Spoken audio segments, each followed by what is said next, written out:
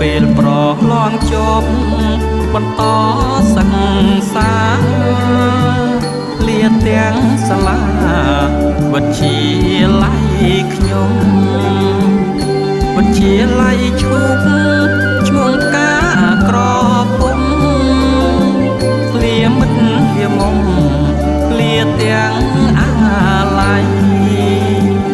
វិទ្យាល័យឈប់ឈ្មោះការក្រពុំលាមិត្តលាមុំលាទាំងអាល័យអើយអាល័យដឹកកង់កំសត់ធ្លាប់ធ្វើជាយានដឹកជូនទៅរៀនរាល់ព្រឹកល្ងាចថ្ងៃចម្រើនប្រាជ្ញាចំណេញថ្លាថ្លៃប្រែក្តីស្រមៃចម្លងវាសនាចម្រើនប្រាជ្ញាចំណេញថ្លាថ្លៃប្រែក្តីស្រមៃចម្លងវាសនាអើយវាសនាពេលនាងខ្ញុំបានស្គាល់ឋានក្តីសុខចិត្តគួចរំអងនឹកដល់សាលាដែលផ្ដល់ចំណេះតម្រេញប្រាជ្ញានឹកគុណមេត្តាបិតាទីពីរដែលផ្ដល់ចំណេះតម្រេញប្រាជ្ញានឹកគុណមេត្តាបិតាទីពីរអើយទីពីរជំនួបមិត្តភក្តិអន្ទាំងចំណងមួយឆ្នាំជួបម្ដងនឹកគុណធរណីកន្លែងខ្ញុំកើតកំណើតជីវីរួមសុខសាមគ្គីអភិវឌ្ឍស្រុកយើង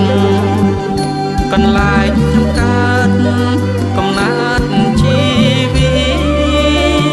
រួមសុខសាមគ្គីអភិវឌ្ឍស្រុកយើងអើយស្រុកយើង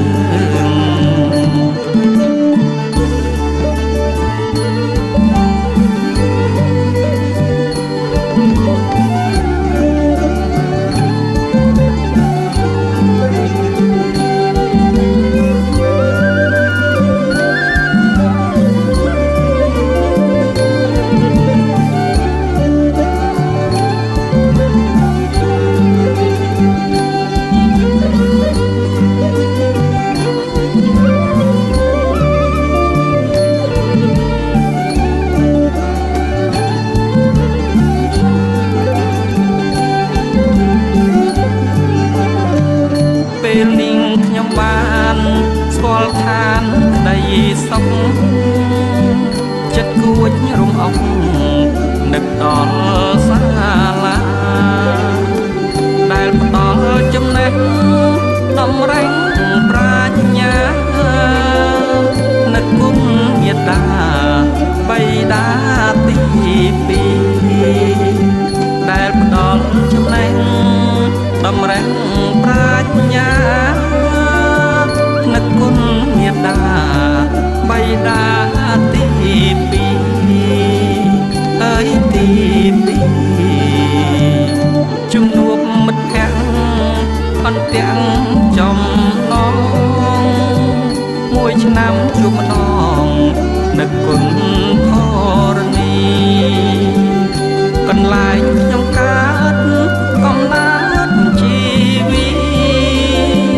រួមសុខសាមគ្គីអភិវឌ្ឍស្រុកយើងកន្លែងខ្ញុំកើត